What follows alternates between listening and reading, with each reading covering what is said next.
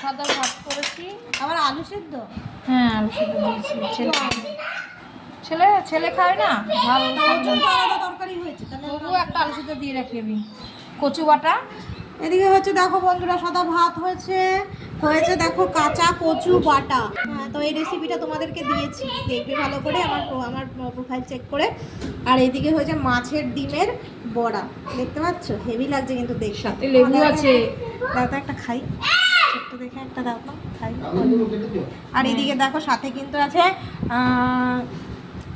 কাগজি লেবু। কাগজি লেবু। এদিকে হচ্ছে লাউ দিয়ে পাতলা করে, ধনেপাতা দিয়ে লাউ দিয়ে পাতলা করে ডাল। আর এদিকে হয়েছে আবার এঁচোড় চিংড়ি, দেখো এঁচোড় চিংড়ি হয়েছে, কালারটা কিন্তু খুব সুন্দর লাগছে। ঝোল করে দিবি, একদম শুকিয়ে গেছে তো? না, নিচে আছে, এটা গামলা টাইপের তো, আমার নিচে রয়েছে। আর এদিকে হচ্ছে দেখো রুই মাছের ঝাল। তো রুই মাছের ঝোল করেনি কেন জানো? কেননা এতগুলো তরকারি হয়েছে, ডাল হয়েছে, তো এগুলো কে খাবে? যদি আলু দিয়ে মাছের ঝোল করে আর কি, সেই কারণে মাছটা শুকনো শুকনো করেছে, আর ছেলেটা পাতলা করে ঝোল করেছে। ছেলেটা দেখো, ছেলেকে খাওয়ানো হয়ে গেছে, 1 পিস রয়েছে মাছ, যদি সন্ধ্যাবেলা রাত্রেবেলায় মাছটা তুলে ডাল দিয়ে ওকে খাইয়ে দেবো। আলু আর সিদ্ধ কিছু আছে করবো না। আলু সিদ্ধ আছে, ডাল আছে, যদি দরকার হয় এখান থেকে খেয়ে আর আলু তুলে দেবো, ঝাল তো খায় না। তো যাই হোক, এই হয়েছে আমাদের দুপুরের মেনু। তো তোমাদের বাড়িতে কে কী রান্না করলে, তোমাদের কি কি রান্না হলো অবশ্যই কিন্তু কমেন্টে জানিও।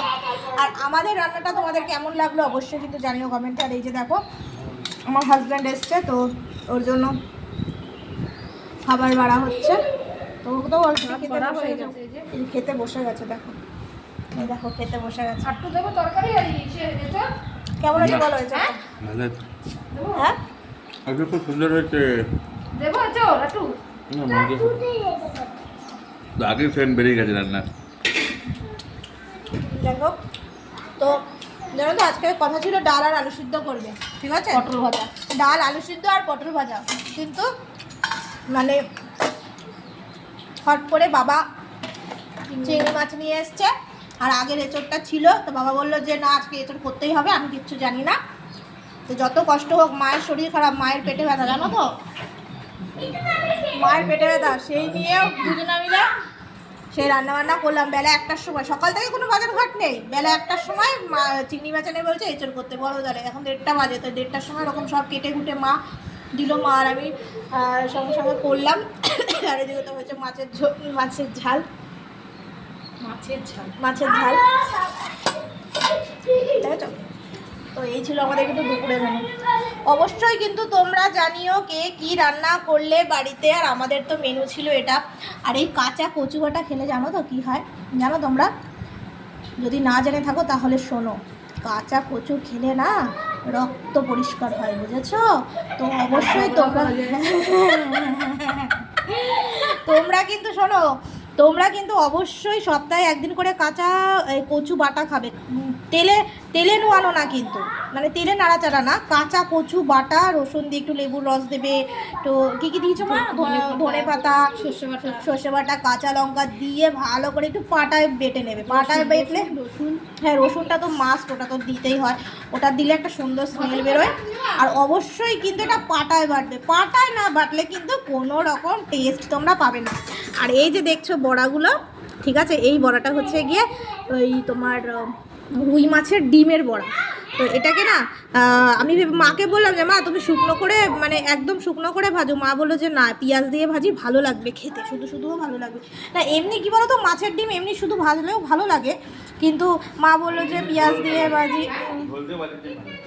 তো আমার সত্যি কথা বলতে, যেভাবে করো না কেন মাছের ডিম এমনি আমার এটার থেকে বেশি ভালো লাগে, যেন গোটা গোটা তেলের মধ্যে দিয়ে ছেড়ে দিয়ে বেশ কড়া কড়া ভাজাটা হবে, সেটা খুব ভালো লাগে।